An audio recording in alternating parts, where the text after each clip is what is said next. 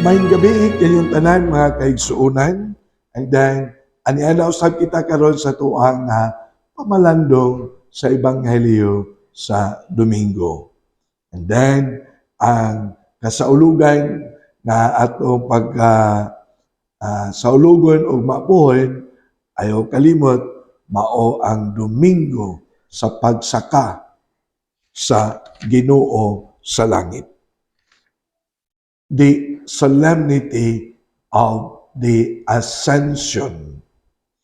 Ang atuang Domingo, ato ang pagkutluon gikan sa Ebanghelyo ni San Marcos, Kapitulo 16, versikulo 15 ngadto sa 20. Ang Ginoo manaa kaninyo. Pagbasa gikan sa Santos nga Ebanghelyo, sumala ni San Marcos.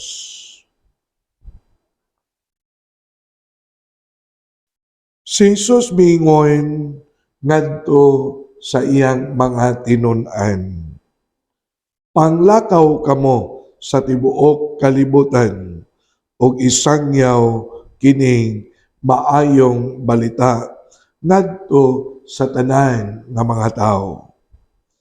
Ang mutuo og magpabunyag maluwas apan ang dili mutuo silutan. O kini ang mga timaan sa gahom nga mabatunan nila nga mutuo. Sa akong ngalan maghingilin silang mga yawa ug manulti silang lain-lain nga mga sinultihan. Kung makakupot silang mga halas, makainom silang hilo, dili sila maunsa. Itapion nila ang ilang mga kamot sa mga masakitoin ug unya mga ayo sila. Human makigsulti kanila ang Ginoong Hesus, gidala siya ngadto sa langit og milingkod sa tuo sa Dios. Og nanglakaw ang mga tinun-an ug unya nagsangyaw sa maayong balita sa tanan nga dapit. Ang mitabang gayud kanila mao ang Ginoo ug midason sa katinuod sa ilang giwali pinaagi sa paghatag kanila sa mga timaan sa gahom. Ang Ebanghelyo sa Ginoo. Daaygon ikaw o Kristo.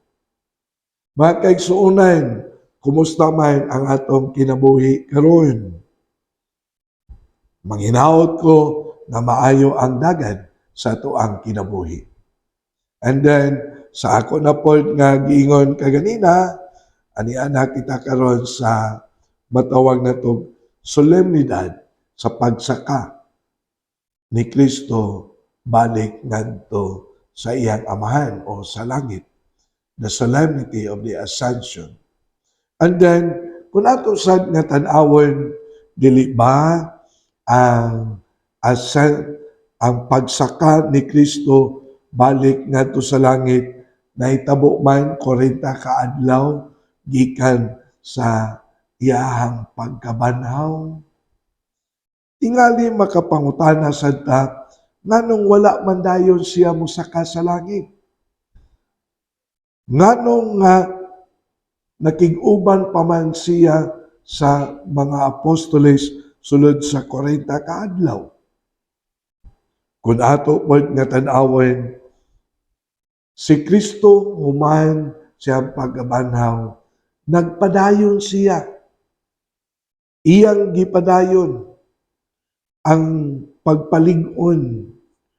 Iyang gipadayon ang pormasyon sa mga apostoles. Mauna nga sige siyang pagpakita nga to kanya pagpadayon aron ang mga apostoles andam na og tagana sa pagpadayon sa misyon sa kinabuhi o sa mga pagtulunan nga gitudlo ni Kristo dinhi sa dinhi pa siya.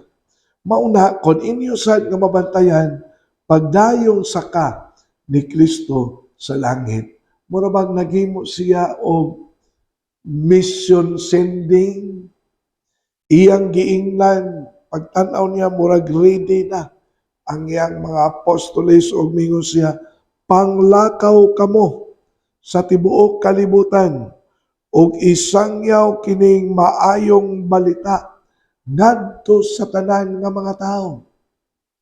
Sa ato pa commissioning, mission sending, panglakaw kamo. Nya kun ato sad nga tan-awon, gisunod gayud, gituman gayud sa mga apostoles ang mao na pagpadala ni Kristo ngadto kanila. Dili ba statistical data? Pila naman kabuok karon ang mga Kristiyanos? Protestante, Orthodox, Roman Catholics, tanan nga mga Kristiyanos with different denominations. Pero nituo ni Kristo. Dili ba? Statistical data mo ingon, more than 2 billions believers. Ug unya, kung ato sad nga tan-awon, why suok karon sa kalibutan nga why Kristiyano? Bisan pa ni adtong mga lugar sa mga matawag nato og sa Muslim countries. Bisan pa ni adtong mga lugar na ang mga Kristiyano gilutos o gipatay. Ang ebanghelyo, ang sugo ni Kristo, isangyaw ang maayong balita sa tibuok kalibutan o sa tanan nga katawhan. Mao ni nga usa-usab kini di ay kapag pahinumdum kanato nga ato ang padayunon ang gibuhat ni Kristo, ang gibuhat sa mga apostoles, ang gibuhat sa mga early Christians, bisan sa giingon paglutos nga panahon sa persecution. Kita usab atong padayunon ang pagsangyaw sa maayong balita. Nahinumdum ko kaniadtong COVID nga kitang tanan na paralyzed. Paralyzed in the sense, di ta kagawas bisan ang simbahan. Why misa uban sa mga tao kay gidid-an? Mauna nga ang ako ang gibuhat kaniadto didto sa parokya sa Tabunok. Wa man ko'y gihimo. Di man ko makaduaw sa mga masakiton. Di man sa ko makaadto sa mga kapilya. Mauna didto magsugod kining pamalandong sa ebanghelyo sa Domingo. Didto nako ni sugdi. So bisan kon confined rako didto sa kumbento, pero nagpadayon gihapon ko sa pagsangyaw. Pinaagi sa online, mauning pamalandong sa ebanghelyo sa Domingo. Pwede ra gyud makasangyaw gihapon bisan sa COVID crisis. Nya karon, samot na karon. Mao ni akong gipadayon. Dili ba pila man kabuok ang atong ma-reach out bisan sa kuang mga classmates nga tuwa sa laing nasod, bisan sa ato ang mga kaila nga naa sa dapit nga lain-lain nga lugar dili lang sa Cebu. Apan makasangyaw kita.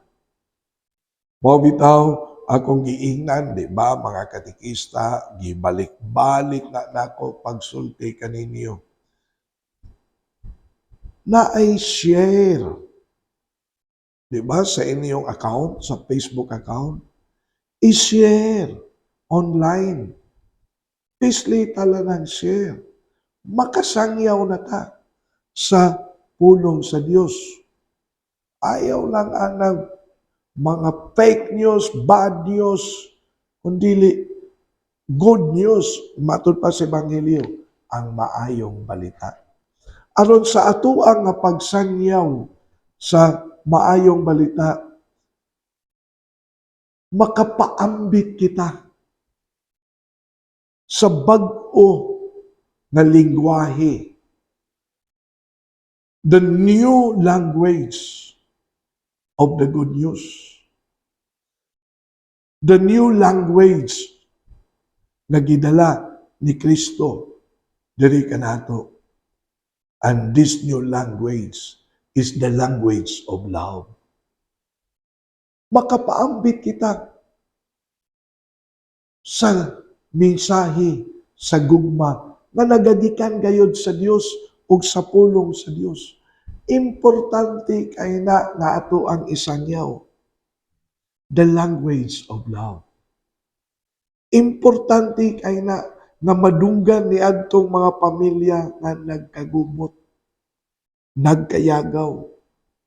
Importante kay nang maong mensahe sa mga tao nga nawad-an sa paglaom. Importante kay na sa nga tanan ngadto sa mga tao nga nalibog. Dili lang, kundi usab na sa atoa pod nga pagsangyaw sa maayong balita, makakabig kita sa mga tao to have an intimate encounter with the Lord. Pulong sa Dios kini. God is present in His Word. Nya, sa atuwa po nga pagsangyaw, makakabig ta. Ug sa atong pagkabig nila, ato silang madala sa nindot nga kasinatian sa presensya sa Dios. Ano bang encountering, panagtagbo sa Ginoo. Kaanindot. Nganuman, kay ang tao nga dunay intimate encountering, dunay gitawag loving relationships to God. Dili lang ang mahigugmaon na relasyon sa Ginoo ang maistablisar. Makahatag usab kinig kadasig ngadto sa mga tao. Ilabi na nga ang atoa karong katilingban very complicated, very complex, full of pressures, and then very stressful. Dili ba? We need to have a special experience through our encountering sa ato ang Ginoo. Ang pagsangyaw makatabang. Ang pagsangyaw maoy makahatod nato sa mao nga kasinatian. Dili pa mga kaigsuonan. Ako sa ning gibalik-balik pag-istorya, what is very alarming today, ang suicidal rate is increasing. Bisan og mga matured na kaayo, bisan og naana sa edad nga mura og di na ka mag-expect, magtuo nga maghikog, pero nanghitabo karon. Mas daghan hinuon ang sa mga batanon. But that is very alarming. Mauni nga nindot kaayo ang panawagan sa ato ang Ginoo sa wa pa siya mubalik ngadto sa iyang amahan. Ngamingon panglakaw ug isangyaw ang maayong balita. Kung atong tan-awon, atong mapaambit ang lingwahe sa paghigugmaay. Mao biya pod na ang tawag ni Kristo kanato, love one another. Ikaduha, we can have a special encountering relationships sa Ginoo. Pinaagi sa pagsangyaw o pinaagi usab niini matagaan kitag kadasig, paglaom o giya sa atoang kinabuhi. Dili ba mga kaigsunan? Dili ba ingon ani kaanindot ang epekto sa matawag nato sa gibilin ni Kristo? So wa pa siya mosaka balik sa langit o sa iyang amahan. Mauna nga sa atoang kinabuhi atong padayonon. Dili ta magpadala sa mga panghitabo nga makapaok-ok nato, makapa-discourage nato. Kaninyo mga katikista, padayon ta nga bisan usahay makadawat kog mga reports nga sometimes we are unwelcome sa mga eskwelahan nga diin kita nagtudlo ngadto sa mga bata. Pero padayon ta kay ang atoang nga misyon mao ang pagdala sa maayong balita nga mao si Kristo. Dili ta mag-discourage, dili ta mo give up, padayon ta. Mao bitaw nga nindot biya sa gyud kaayo nga atoa pod nga pamalandungan nga diha sa Ginoo naa kanunay ang gitawag og happy ending sa atoang kinabuhi. Diha sa Ginoo na kanunay ang kahapsay sa atoang kinabuhi. Dili tingali ta dato sama sa uban, pero malipayon ang atoang kinabuhi uban sa atong pamilya. Dili tingali ta sama kaharuhay sama sa uban, pero sayon ra na makakatawa uyong sa atong mga higala o sa atoang mga pamilya. Dili tingali ta sama kaluho sa uban, pero wa sad ta maglisod. Mao na'y ginaingon, bahalag pobre basta nga malipayon. Dili ba mga kaigsunan? So, that's the journey of our life. And that's what we want to happen to us o sa uban. Mao ni nga nindot kaayo ang pasalig gani sa Ginoo mingon isangyaw ug sa inyong pagsangyaw daghang mga masakiton nga maayo. Kana daang makahatag tag kadasig sa naguol, masakiton nga naayo.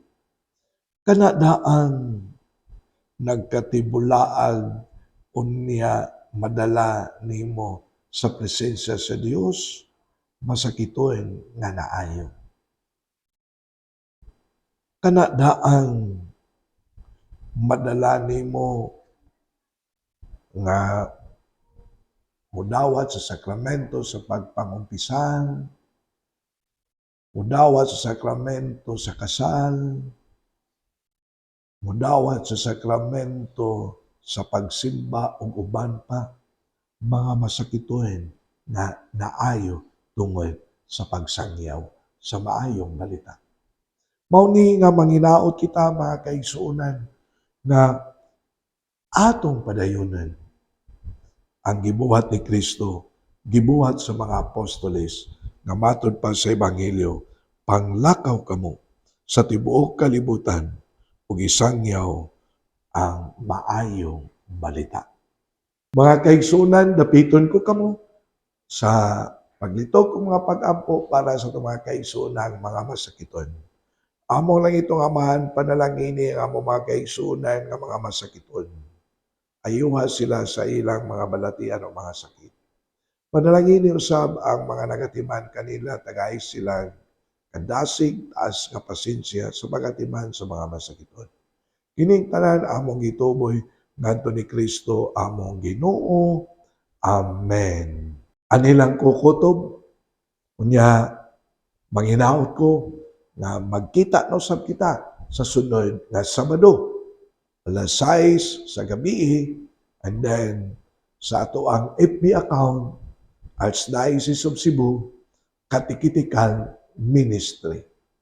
Kini si Father Joseph Intig, ang kanunay nga nag-uban kaninyo nining atong pamalandong sa Ebanghelyo sa Domingo. Ang Diyos manalangin kaninyo kanunay.